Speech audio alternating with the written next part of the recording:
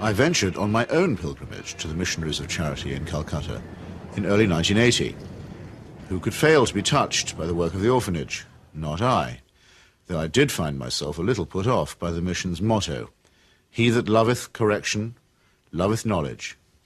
Bit of a workhouse ring to that, perhaps. But it was Mother Teresa herself who completed the wreckage of the effect. As we stood by the tiny cots, she turned and said, "This is how we fight abortion and contraception in Calcutta." Now, it might be argued that a campaign against family planning is low on the list of Calcutta's many pressing needs. But as a leading member of the Pope's fundamentalist tendency on matters of sex and procreation, Mother Teresa has made this single issue into her global crusade. The greatest destroyer of peace today is the cry of the innocent, unborn child. If a mother can murder her own child in her own womb, what is left for you and for me to kill each other? Tenderness about the unborn is an emotion that I share myself. But tenderness about the unborn also becomes an overtly political matter when it's preached by a presumable virgin who also campaigns against birth control. Let us promise Our Lady who loves Ireland so much that we will never allow in this country a single abortion.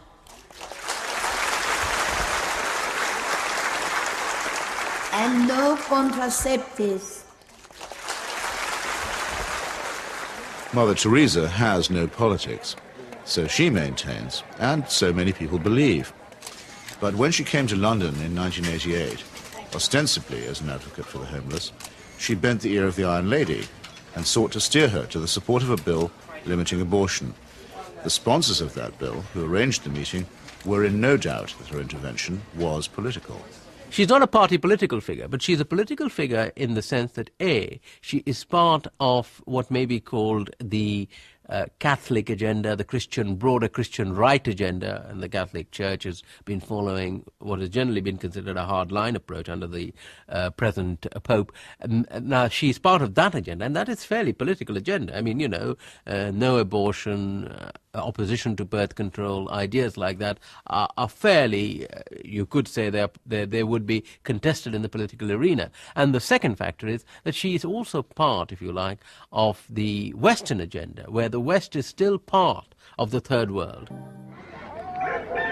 The rich world has a poor conscience.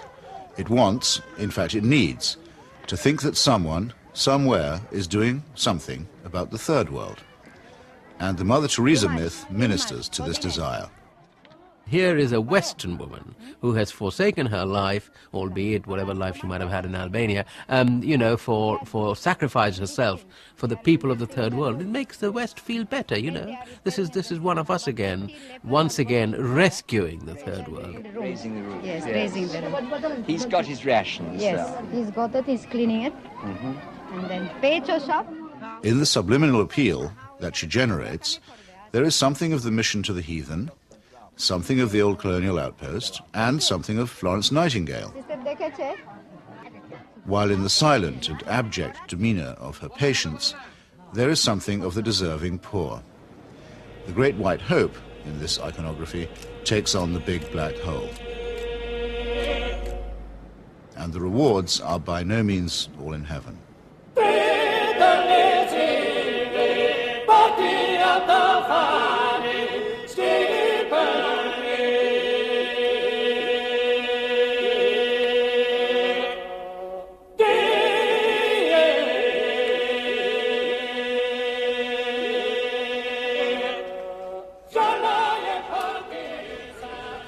For someone whose kingdom is not of this earth, Mother Teresa has an easy way with thrones, dominions, and powers. Why do the rulers of this sinful and selfish world find her so awfully congenial? Is it because she returns the compliment? She may or may not comfort the afflicted, but she has certainly never been known to afflict the comfortable. Some people see her here, posing with Ron and Nancy. In the truest sense, citizens of the world. Mother Teresa is. The very hand that bestowed the Medal of Freedom on Mother Teresa armed and paid the death squads of Central America. Accepting the award, with her customary modesty, on behalf of all the world's poor, she croaked, "I never realized that you loved the people so tenderly." I must say, I hadn't noticed that either. Reagan's proxies murdered, among many others, 4 American nuns and the Catholic Archbishop of San Salvador at the very moment that he was celebrating Mass. But, visiting the slaughterhouse states of the region during that period, Mother Teresa found nothing untoward. Everything was peaceful in the parts of the country we visited, she claimed, after touring the killing fields of Guatemala, adding for good measure, "I do not get involved in that sort of politics."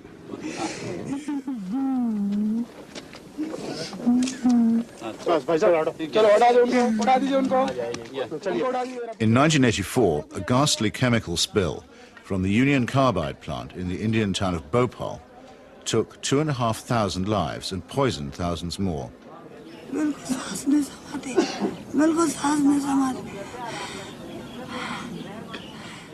This was an act not of God, but of a negligent multinational corporation.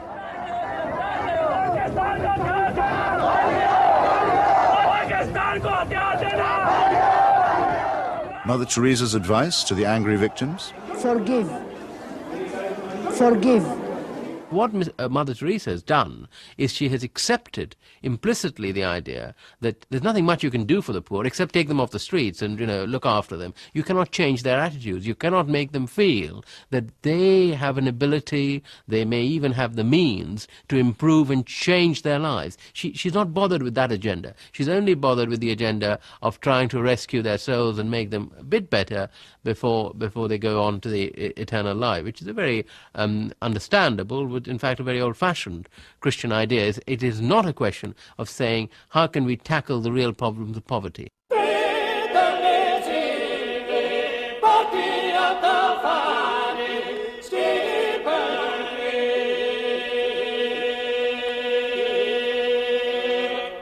Like most people who claim to be apolitical, Mother Teresa is in practice and in theory an ally of the status quo, and when the status quo is threatened, a trusted ally of the conservative forces.